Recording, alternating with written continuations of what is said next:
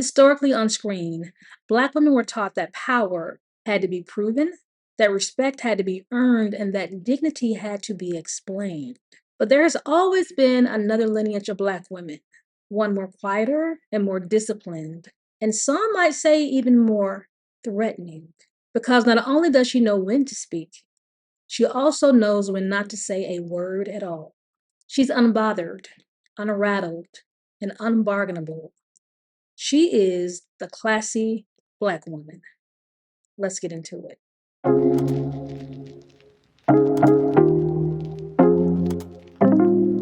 Hi, my name is Tammy, and welcome back to my channel where feminine power, nostalgia, and psychology meet. In today's video, I am going to discuss 4 of our favorite classy Black female characters and what they all taught us about class.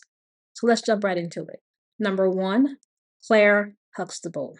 If classiness had a syllabus, then Claire Huxtable would be the first lecture. Art, I hear you're an attorney, Mrs. Huxtable. The law. How can you work in a profession where you defend people you know are guilty just so you can collect your paycheck? Well, David, according to the 14th Amendment, everyone is entitled to due process. I'd expect that answer from a lawyer. What I really don't understand. Whenever there's a conversation about classy Black women, Claire Huxtable is the first image to pop up in most people's heads. Her intellectual dominance paired with self-respect needs to be studied. Not only is Claire Huxtable a natural beauty, she was educated, maternal, and feminine. On The Cosby Show, she was a mother, a career-driven working woman, and a wife in the most beautifully classy and elegant way. During a time when television did not show a lot of, if any at all, successful middle-class Black families, especially upper middle-class Black families. So The Cosby Show was not only inspirational, it was also aspirational. And it was groundbreaking because it was one of the first times we saw a successful Black family, with the mother and father both present, happy, and in a loving relationship. It provided strong and positive imagery by having the father as a doctor and the mother as a lawyer, while raising 5 children while living in a brownstone townhouse in New York. This was unheard of during this time. And I hate to say it, but usually when you see a Black family on television, especially a Black family with 5 children, the father is usually not there or doesn't want to be there. And even if he is there, he's kind of in and out. It's not consistent. And like I said, especially when there is 5 children involved. And let's keep it all the way honest, a lot of the times when Black women are portrayed on television with a lot of children, they're not usually a lawyer. And historically, they have been portrayed as baby mamas or some type of struggle trope. And even on the show 227, I remember Marla Gibbs in an interview stating that she made sure and she requested that her character be married and have a husband, because at first they were trying to initially cast her as a single woman, as a single mom. So going back to my point, no, you did not usually see a family dynamic of this caliber. And a good example of this would be the 1974 movie Claudine, where the character Claudine is in constant opposition of trying to work, take care of 6 children. She's also on welfare and finds herself having to take jobs under the table just to make ends meet. And then on top of all of that, trying to find love. The movie really does a good job of exploring poverty, single motherhood, and broken homes, and the restrictions of the welfare system. Because one of the conflicts in the movie was that if she were to date a man and bring him into her home, and with how the welfare system works, you cannot have a man in the home contributing, because that means that you have another source of income, meaning that they would cut the welfare amount down or cut it off altogether. And just because she had a man in her house contributing financially does not mean it would be enough for her to fully finance and feed her families. And so she probably needed both the welfare system and someone else to help contribute. The movie stars James Earl Jones and Diane Carroll, and this character is a long way from Diane Carroll portraying Dominique Devereaux in Dynasty, but I digress. Getting back to my point, the movie Claudine is the exact opposite of the dynamic we see in The Cosby Show. And that's why the show was so groundbreaking, because it showed us a readied success in the Black family. A success that wasn't just tangible, but already present. And of course, we loved shows like Good Times because although the family battled economic hardship, it still showed family, morals, principles. We still learned something from those shows. And we also love shows like The Jeffersons, showing a family having upward mobility, going from working class to owning their own dry cleaning business, and moving up to the east side in a deluxe apartment in the sky. We all know the theme song. And that's beautiful, and we definitely can champion a come up. But with shows like Good Times and The Jeffersons didn't have was an already ready state, meaning already ready, already set, already financially prepared. When we're watching shows like Good Times, we were right there with them, waiting and rooting for their come up. So much so that it emotionally takes a toll on us because we see them living in poverty. We see how fragile they're living. We know that it can only take one thing, big or small, to throw them off, to thrust them deeper into poverty. So it messes with our emotions, causing us to sometimes watch the show a little bit on edge. But with the Cosby Show, we're already there. We step into a world where the family is already successful, already established, already powerful, and has a highly ranked social economic status. And this helps regulate our nervous system because we can watch the show relaxed and just watch a show with storylines about regular, everyday family issues, which is what helped make the show diverse and relatable to all audiences. So here we have this wealthy Black family in the suburbs. We have 5 children and we have a father who's a doctor. So with that being said, we know we have to have a special woman to hold this family dynamic down. And that's where we have the astonishing Claire Huxtable, a character rooted in the gold standard. When we say 5 stars, this is 5 stars. A woman who is clear about her intentions and very disciplined. With her being a lawyer and a mother of 5, she's very structured. And you can see that reflected in her clothing. Her clothing just doesn't reflect her job position, but it also reflects her structured life. And she has to have structure because with this type of family dynamic, she can easily become ragged. And we all know that being a mother is one of the most hardest jobs in the world. So Clara Huxtable also has to be resilient, not resilient necessarily in the way of recovering from a deep rooted trauma, but resilient in the way that she has to command structure, but also still knowing that with 5 children that things can still become very unpredictable very quickly. And with Clara being a lawyer, I get a sense that she didn't take every case that hit her desk, and that she only took certain cases that she believed in, cases that she knew she would win, yielding her enough income to take off work if need be. Remember, she has 5 children. As we saw on the show, she was very present in her children's lives. She was very maternal, still very hands-on. She was still a very loving wife, which is very strategic and shows her ability to navigate tough situations. And on top of that, her husband is also a doctor, bringing in very good income. So if Clara wanted to take time off from work, I'm pretty sure his income could hold the family down for a little while. And this is how it should be. This is what we call structure, balance. And if you really look at it, Clara used a lot of her lawyer skills when parenting her children, especially with the issues she was having with Sandra, Denise, Rudy, etc. Because if you watch the show, you know that there were a couple of times that both Denise and Sandra wanted to either leave school, drop out of school, and then we have Vanessa sneaking out of the house. Now, one way in which Claire was very classy, it was how she dealt with her children. She had a very rational way of dealing with her children to where she would hear them out and let them express themselves just enough. But then when they got out of control, she had a way of reeling them back in or just giving them that one look where they quickly adjusted. And we also know that she almost got loose on Vanessa and Denise a couple of times after they repeatedly tried her nerves. To have found someone to look at your little sorry selves and take pity on you. Mom, I'm sorry. I'm sorry. It'll never happen again. Can I please just have my punishment?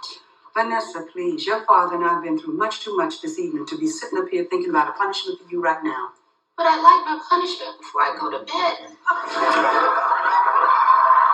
So I love how they portrayed her parenting style. It was very firm with freedom, but it was also very realistic. And Claire knew when to dig in, but then also pull back. But I think the reason that Claire was really successful in her marriage and in her career is because she was so classy, so genteel, so politely dominant.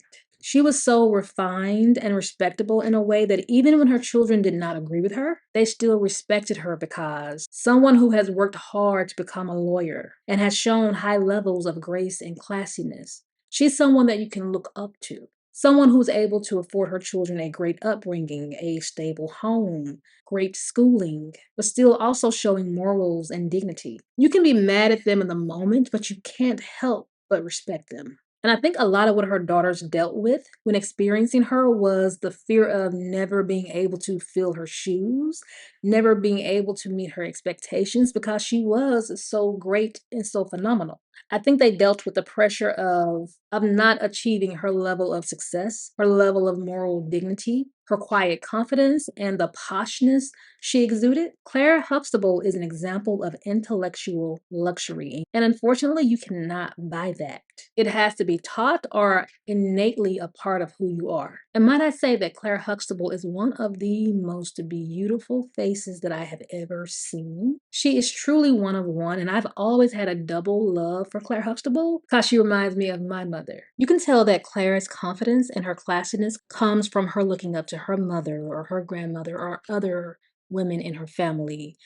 It didn't come from her looking up to celebrities or pop culture. Claire's classiness is from tradition. And it's old school, where women crossed their legs, said yes ma'am, no ma'am, listened to and respected their elders. Claire's classiness is not performative or overly done. Her classiness is already integrated into who she is. It doesn't have to be announced. It doesn't have to convince anyone. Her competence is already settled in. And her politeness and the way she goes about things is not just her calm, but it's also her certainty.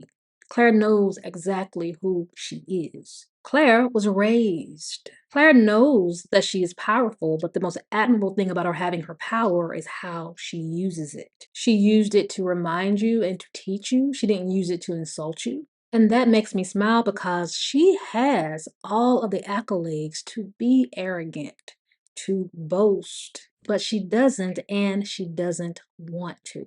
Now that's class. Claire Huxtable has a type of class that can pull you to a side and say, hey, not right now. Or the type of class that pulls her best friend aside into the ladies' room and say, hey, your pantyhose has a run in it. Or your bra is showing. Let me fix that for you real quick. And perhaps the most beautiful thing about Claire Huxtable is that the same thing can be said for the woman that portrayed her, Felicia Rashad.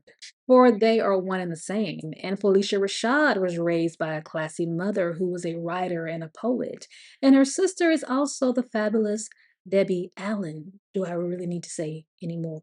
Because as you can see, class runs in the family. So when it comes to class, Claire Huxtable is not only the syllabus, the curriculum, or the blueprint, she is also the precedence.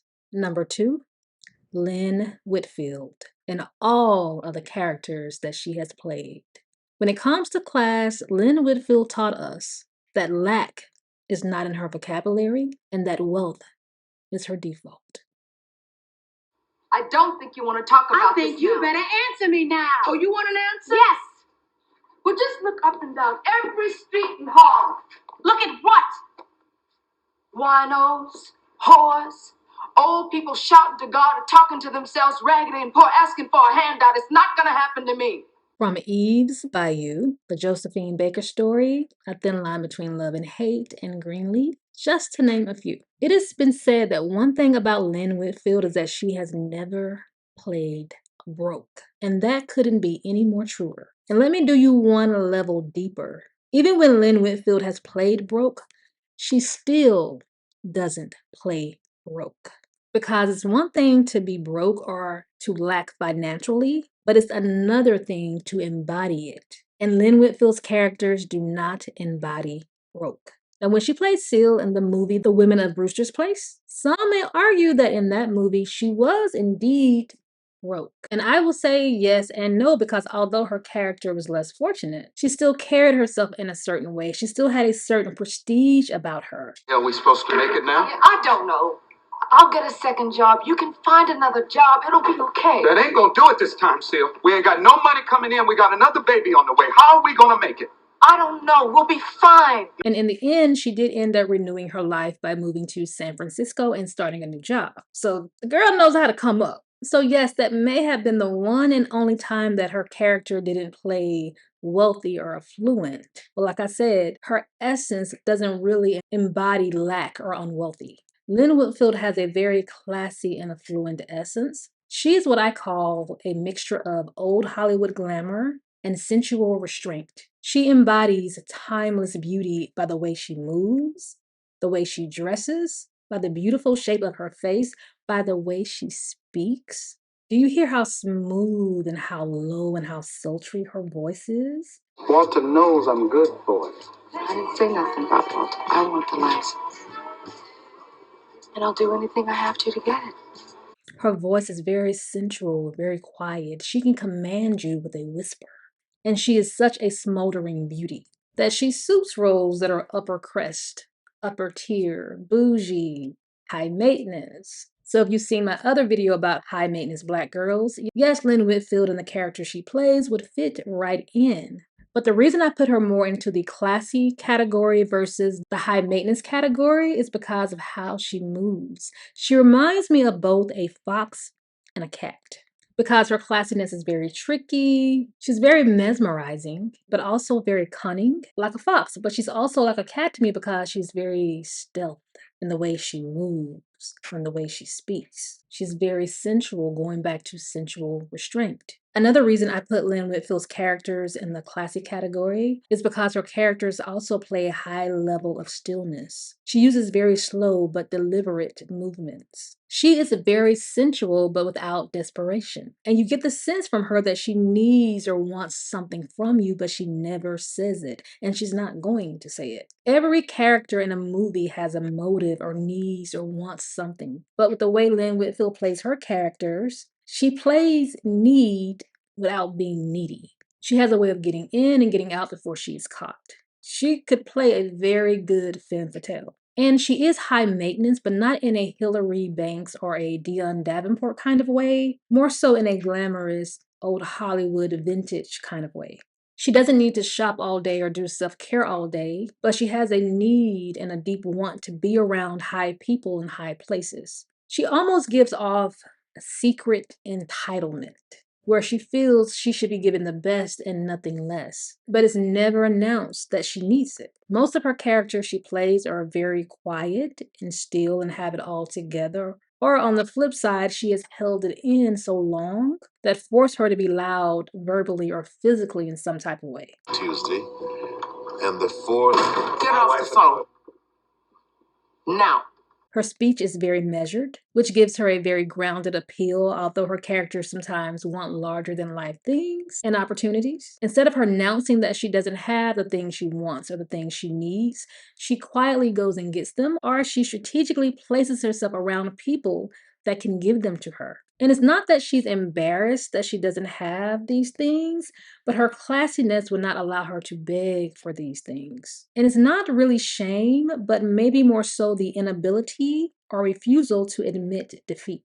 Because she knows she's going to get what she wants one way or another. Because she is so steeply rooted in the type of life she feels she wants and she feels she deserves. When it comes to wealth, Lynn Whitfield's characters have tunnel vision. And she doesn't acknowledge lack even when she's lacking, which makes the type of character she plays very powerful. She channels vintage femininity that feels intentional, disciplined, which makes her high maintenance in a sense, but more of a higher end, classy high maintenance. Her characters seek class, not just money. She uses mystery in a way that no one else does. She plays very private characters that don't want to be exposed. She likes the power of revealing on her own terms. Even if she really, really wants something, she will keep it contained until she finds a way to go and get it. This type of containment is a luxury and a type of class within itself, because not everybody can have such deep desire and be disciplined to that level at the same time. Whereas some of the high maintenance girls might complain or cause chaos if they don't get or have the type of life they want. But Lynn Whitfield's characters take us somewhere quiet. And this is the type of class that Lynn Whitfield's characters exude. They have this type of selective access thing where not everyone and everything has access to her and her time, but she makes sure that she has access to the people and the things that she wants to have access to. She's a double-edged sword in heels. She has mastered curation, not curation in the sense that she's hiding things, but she's only allowing you to see what she wants you to see and just letting people see the parts of her that she's comfortable with. So it is true, Lynn Whitfield does not play broke, but she doesn't play wealth either. She plays containment. No matter what her bank account says, her characters are rarely scrambling, explaining, or begging for anything. She keeps her dignity and she keeps her self-possession, and that reads wealth in class. One thing I love about Lynn Whitfield's character, she never makes surviving her personality. The character she plays doesn't ask the audience to feel sorry for her. They don't ask for sympathy. She doesn't perform struggle. Even in pain, chaos, or loss, her characters keep an internal order. She keeps it together. And because she does this and plays this essence so well, it's very hard to cast her as broke. She avoids struggle and she will never allow struggle to be entertainment. And we've seen this in several of her films and several of her roles. For example, Eve's Bayou. She played a woman hiding secrets. She's very sensual and very powerful beneath the surface. The Josephine Baker story, she was very glamorous, very powerful, but she wasn't a caricature. She had ambition and she had no shame about her art. And of course, with her character in Greenleaf. And this is so important because it shows the difference between class and money. Class, money, and taste are all different things. They're related, but they're all different. You cannot have any money, but still have class and still have taste. And that shows that regardless of your financial status, you can still self-govern yourself. You can still choose how you want to be seen and go about in the world. You can have authority over how you treat yourself and how you treat others. And this is also so important because historically in film, Black women have been overexposed to the suffering narrative and have been denied aspirational portrayals. And they have been asked to show that they're relatable through pain, through struggle, instead of being multidimensional humans. We've seen it so many times. But what I like about Lynn Whitfield is that she quietly refused that contract.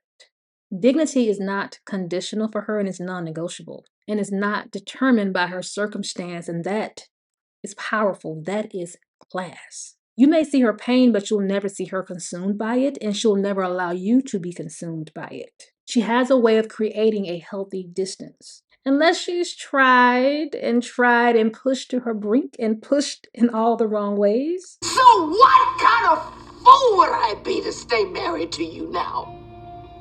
The minute we get this check from Claire and this IRS things all cleared up, I am divorcing your black ass. Because not only does Lynn Whitfield play sultry, classy, and containment, she also plays something that I think I've never really seen anybody else do. She plays classy, crazy. The same qualities that keep her contained are the same qualities that would allow her to let loose. And of course, I'm talking about her portrayal in the movie A Thin Line Between Love and Hate. Okay, now we've all seen the movie. Did or did not her character try her hardest to be classy, to be elegant, to be quiet? All she wanted, she was a wealthy, very wealthy lady looking for love, companionship, and honesty. Did we not see her try to give all of those things? And in return, she was lied to, she was used, and of course, she unraveled. She was pushed to the brink. She was pushed to her brink. But we all see when she unraveled, there was still something very classy and demure in a way that only Lynn Whitfield could do. And because of this, she's also good at playing affluent mothers, matriarchs, the kind of mother that shows favoritism, that maybe is a perfectionist, that scolds her daughters and wants the best for her family. So whether she's playing a moral character, an immoral character, royalty, wealthy, or just a woman trying to make it, She always gives us a certain level of classy and containment because her characters don't stand on privilege, they stand on principle. Number 3, Vivian Banks, played by Janet Hubert. She taught us class in a way that you should never shrink to make others feel comfortable. All right, ready? Here you go. 5, 6, 5, 6, 7, 8. 1.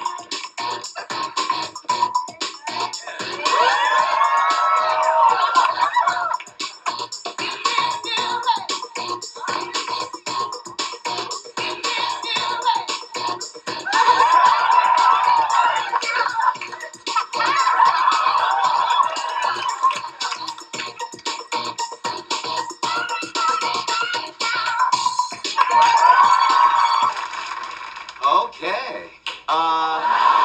When I think about Janet Hubert's Aunt Viv character, I think about class, I think about self-possession again, I think about a woman recognizing her worth, holding her worth, and remembering her worth.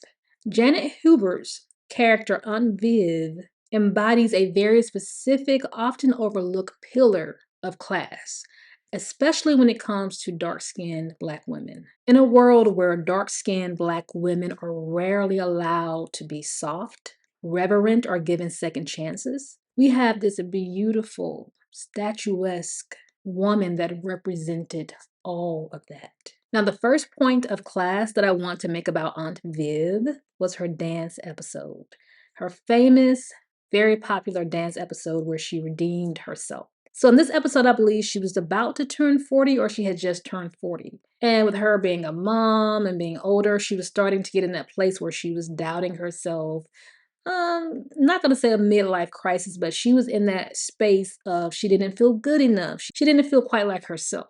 And she wanted to revisit her dream of dance. So in the beginning of the episode, initially she is auditioning. She is made fun of by 2 other younger dancers who are doubting her and joking that she no longer has what it takes. And of course, in these times, we want to sometimes clap back or snap back. We want to say something. But what was so classy about Aunt Viv was that she didn't say anything. She left and she went to prepare. She planned her comeback because she knew there would be a next time. She knew she would see them again. But this time she wanted it to be different. And when she came back, this led to one of the most classiest clapbacks and one of the most powerful TV scenes of all time. And I still get goosebumps when I watch this scene. And anytime I want to feel empowered, I go back and I watch this scene. And I'll tell you one reason why this scene was so powerful, because we see this beautiful Black woman not only redeeming herself, but also remembering herself. We see her having haters, but most importantly, proving to herself that she can still do it. The performance was not about, hey, look what I can still do, but more so about, this is who I've always been. And yes, she could have taken the cheaper way out and snapped back at the girls and told them off. She could have cussed them out. But instead, she chose to do it in an elegant way without abandoning her brilliance to appear humble. She honored her excellence without an apology. And like I said in the beginning of the episode, we see Aunt Viv questioning herself and asking and wondering, hey, do I still have it? But after we see the dance scene, even on a bad day, Aunt Viv could dance circles around all of those women. I mean, if you look at the dance, you see how beautiful her lines were, how strong and how powerful her body looked, how she executed each move. And I loved how she reclaimed her talent and reclaimed her time. And that episode was monumental because it inspired women, young and older, to go for it again, to not give up, to believe. And it also showed that you can be a mother, have a career, and still follow your dreams. And if you didn't know, Janet Hubert was also a trained dancer in real life. And I'm talking about trained as in Juilliard trained. And even on the show, when I saw Janet Hubert for the first time, I immediately knew she was a dancer because of her posture. But in this episode, she showed her class and remembered excellence. But more powerfully, it showed that you should never shrink for anybody. Another way I think Aunt Viv showed class was going back to what I spoke about earlier, her existing on television at a time where dark-skinned Black women were rarely allowed to be elegant, desired, smart, artistically gifted, and emotionally complex. But I love how she played the elegant, smart trope. She was never written as a punchline. Speaking of that, there is a huge debate going on right now about the TV show Martin when it comes to the characters Pam and Gina. Pam played Gina's best friend, and there is some controversy right now about Pam and how that character was treated on Martin, with the various punchlines and the various back and forth rhetoric between her and the character Martin. And I do want to speak on that, so you might see me do a video about that. But going back to Aunt Viv, I love how she didn't play the stereotypical trope. She was very smart, very witty, and could get you together quickly. Did you ask your wife to calm down? Calm yourself, Barney Fife! She was never treated as background. She wasn't portrayed as harsh or unlovable. Like I said, she played the opposite of a lot of roles we saw for Black women back then. Aunt Viv's class was earned. She stated in an earlier episode of The Fresh Prince that she came from a humble upbringing from West Philadelphia. She had dropped out of high school as a teen and was very rebellious at one point, leading her to drop out of high school. And at one point, she was cleaning hotels and working to get her GED. Now, of course, she eventually got back on track and attended Howard University. And as we see how her life panned out, she still did very well for herself. She became a professor and she ended up marrying Uncle Phil, who was a judge. So you can see her life panned out very well in spite of her earlier struggles, which would explain why she would take in her nephew Will and give him a better life and more opportunities, because she knows how it feels to fall upon hard times. And it takes a special type of courage to take the responsibility of someone else's child. And although she could afford to financially do so, it's still a big responsibility. That takes a certain level of class and grace. Because she took Will in without resentment, she didn't ask for praise. She disciplined him with firmness and love, but she still held him accountable. She showed him a certain level of understanding. And if you think about it, she wasn't just offering him a home, she was offering him a better life, opportunities, a better set of circumstances. That is not a light thing. And I think when it comes to Aunt Viv, that's not talked about enough.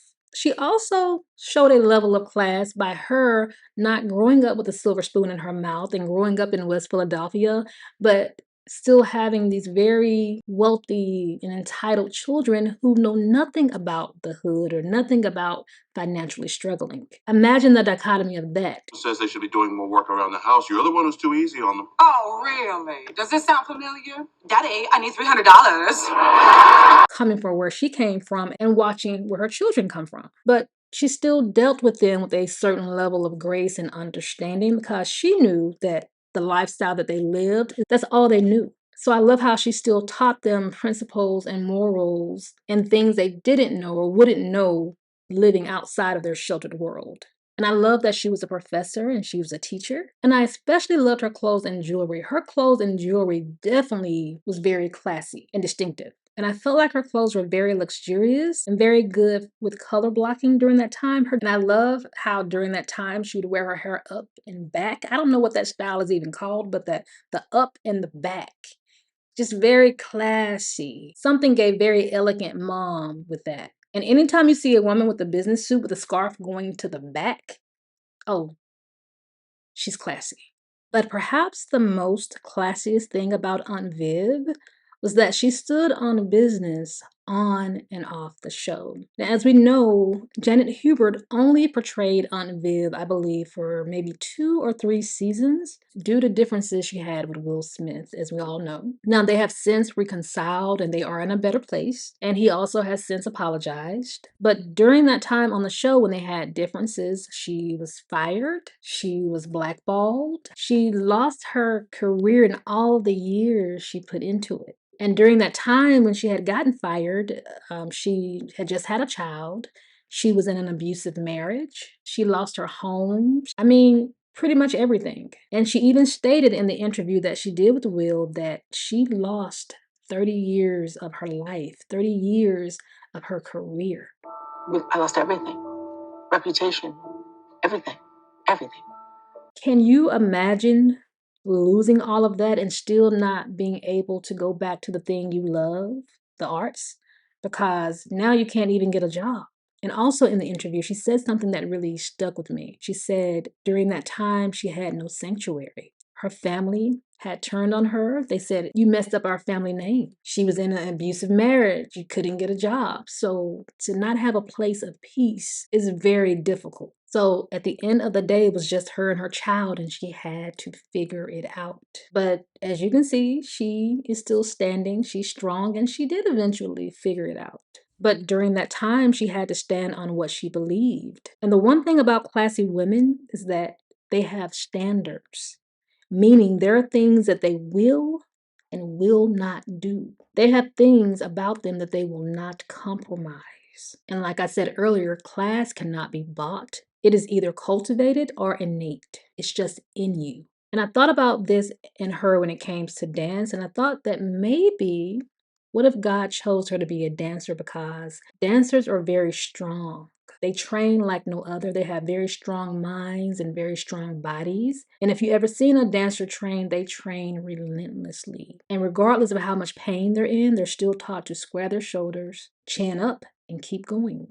And we all saw that with her in that dance episode. So let's applaud both Janet Hubert and Aunt Viv for their resilience, their strength, and their class. So what Aunt Viv taught us about class is that excellence doesn't disappear just because it isn't displayed, and that you bring your whole self, talent, discipline, softness, strength into every room.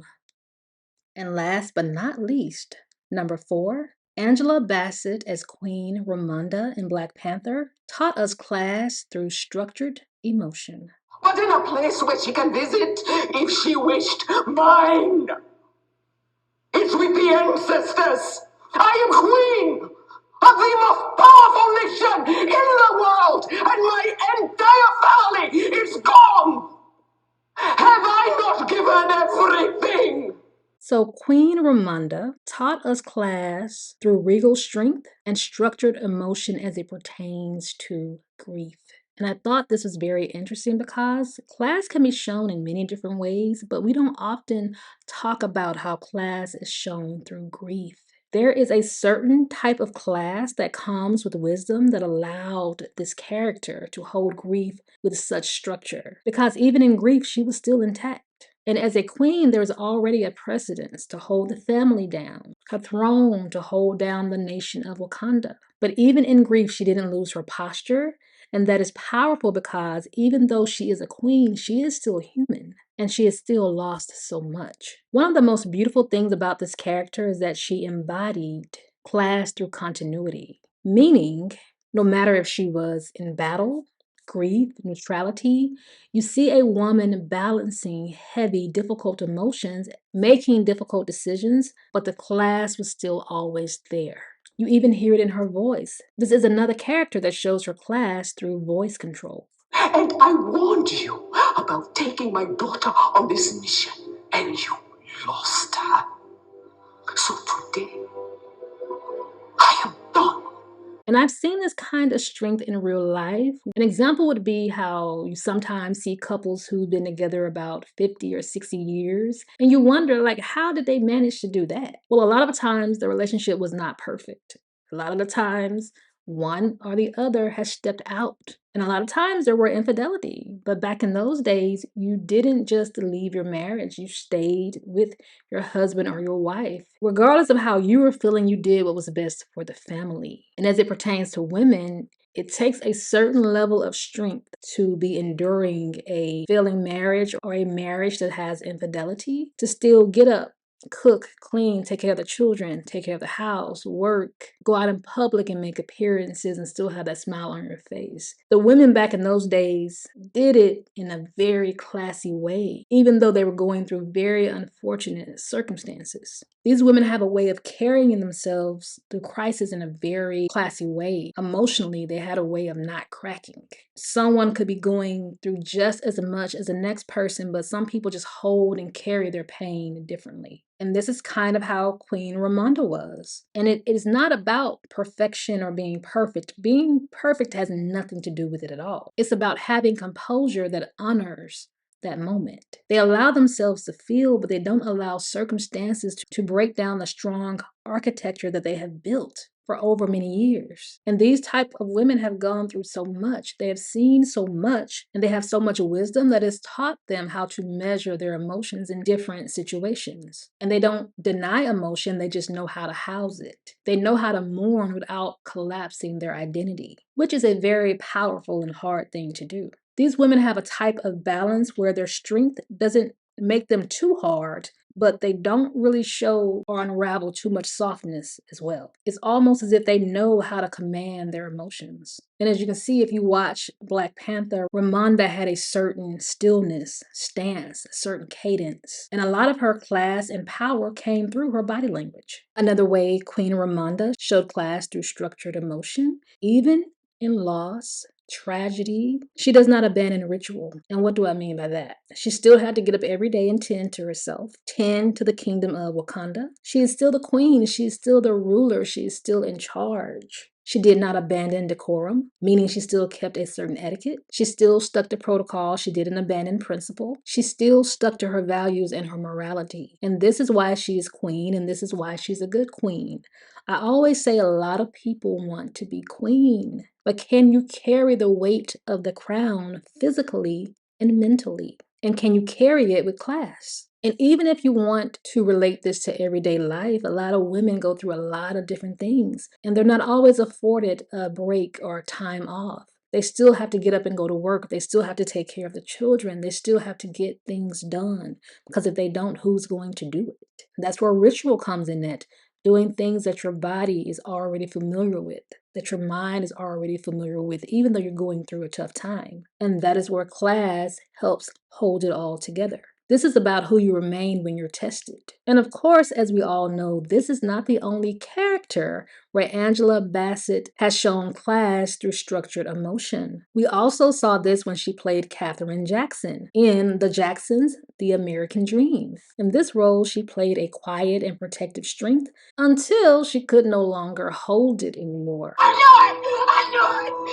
It was anything to hurt you.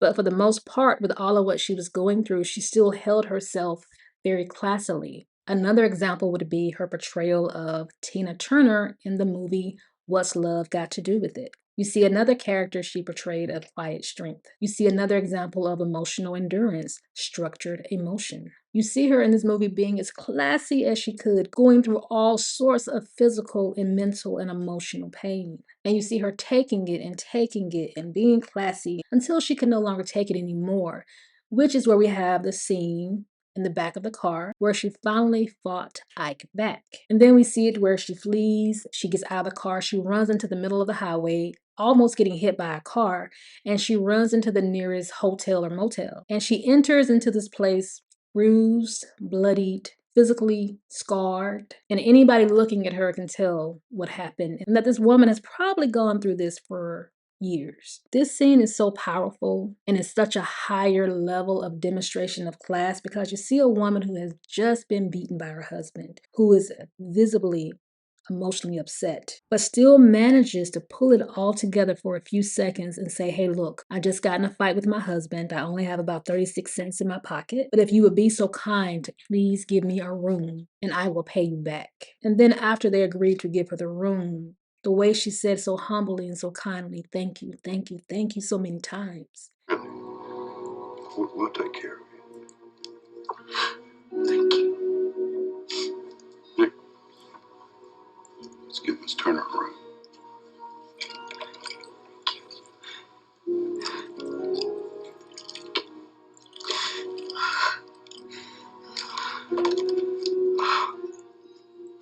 The kind of class that she exuded in this moment, at such a tender and vulnerable moment in her life, and she didn't even have to. We would have fully understood if she chose to react in chaos, or if she wanted to react in anything less than classy. But for her to have the strength to pull it all together and to speak so elegantly is a master level of class. And Tina Turner, may she rest in peace, was also just as classy as Angela Bassett portrayed her. Angela Bassett in real life is not only beautiful, talented, and classy, but she has also had to practice structured emotion in her real life. Because how do you see her character portrayal or her work in What's Love Got to Do with It and not give her the Oscar? How do you see any of her work and not give her Oscars for that? Now, we do know now she does have an honorary Oscar, but that doesn't negate all of the times that she should have won and was snubbed. But yet we see her still remain classy, talented, and honorable. Because Angela Bassett has shown us what class looks like when tested by grief, responsibility, and legacy.